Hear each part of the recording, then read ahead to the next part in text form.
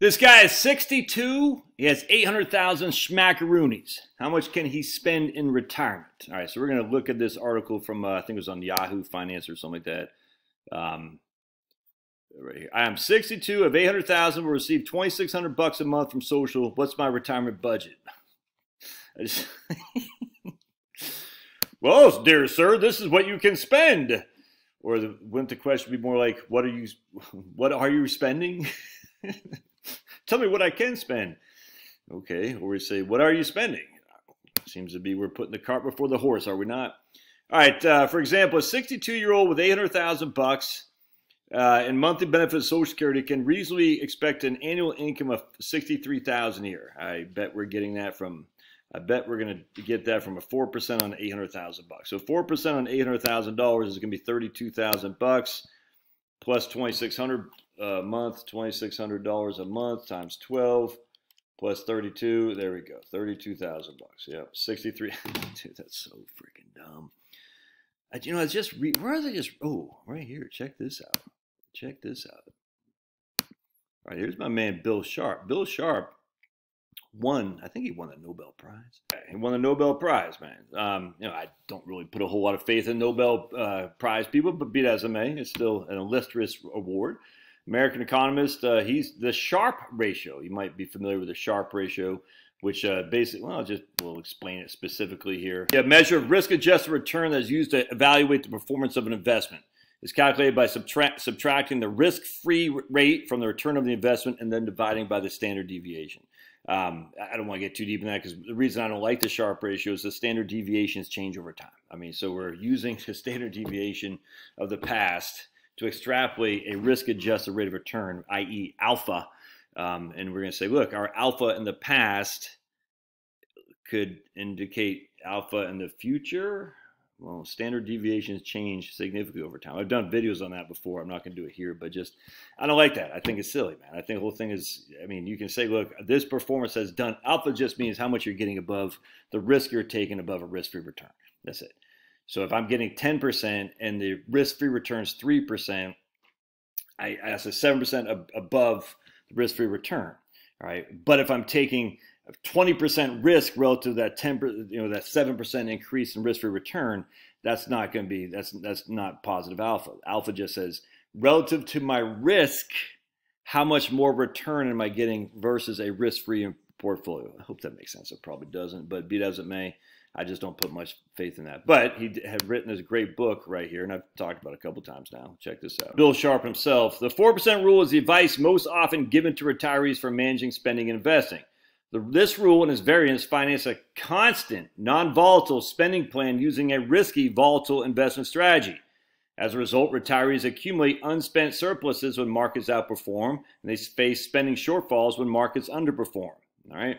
Speaking for myself, says Bill, and putting the subject in non-academic terms, it seems silly to finance a constant, non-volatile spending plan using a risky, volatile investment strategy. 100%. 100%. So just it drives me freaking batty. I'm going batty.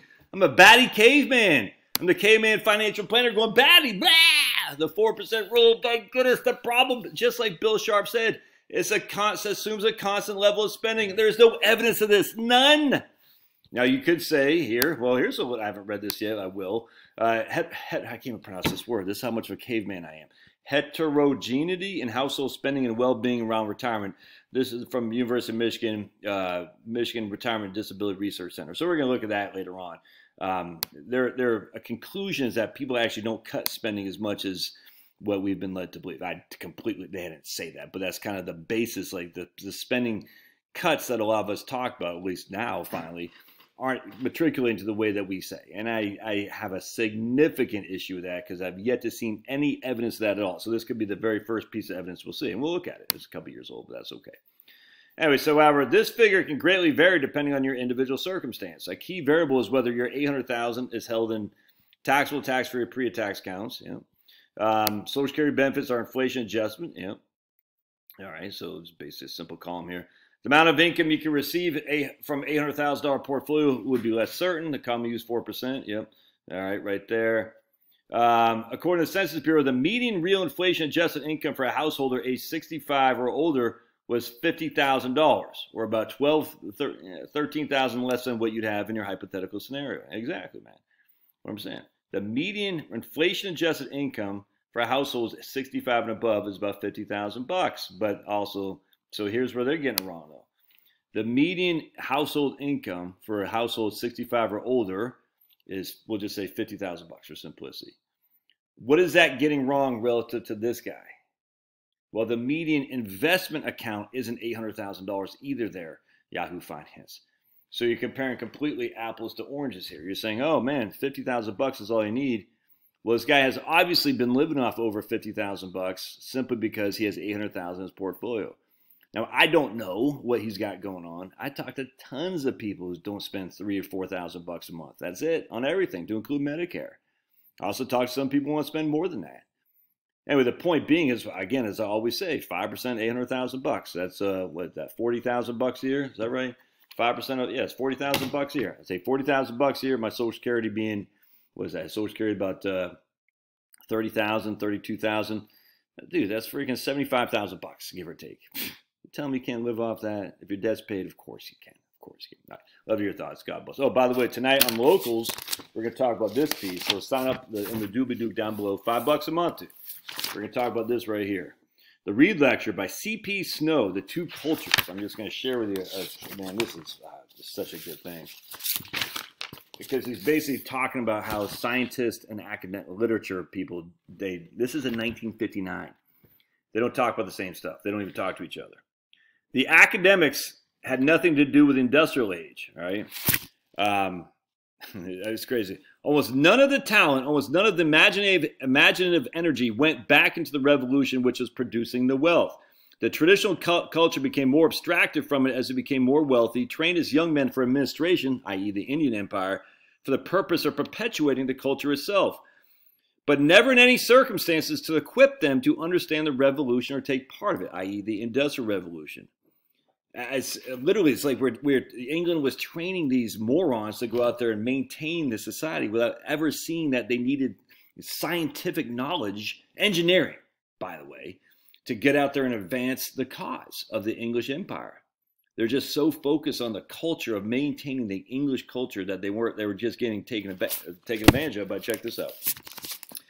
The curious thing is that in Germany in the 1830s and 1840s, long before serious industrialization had started in Germany, it was possible to get a good university education in applied sciences, better than anything in England or the U.S. could offer for a couple of generations. With the result that Ludwig Mond, the son of a Kurt purveyor, went to Heidelberg and learned some of the sound applied chemistry. Siemens, a Prussian singles officer at military academy and university, went through what at their time was excellent courses in electrical engineering. Then they came to England, met no competition at all, brought in other educated Germans, and made fortunes exactly as though they were dealing with a rich but illiterate colonial territory. Similar fortunes were made by Germans, technologists in the U.S. Rudolf Diesel. Are you familiar with him? Rudolf, freaking Prussian from Germany. Rudolf Diesel.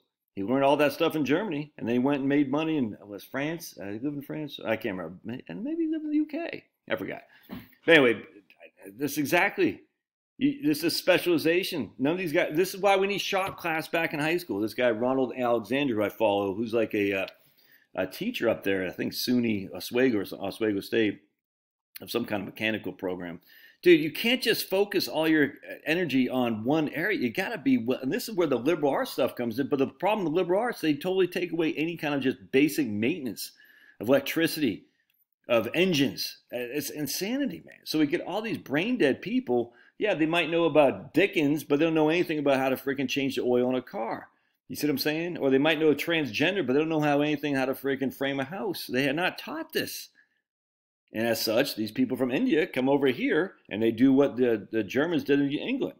Then they came to America, these Indians, met no competition at all, brought other educated Indians, and made fortunes exactly as though they were dealing with a rich, illiterate colonial territory. And they are. Now, freaking more power to them. But it's insanity. And because they're learning stuff that we aren't. And they're bringing it into scenarios where they can make money off it. All right. Love to hear your thoughts. God bless. We'll talk about it tonight. See ya.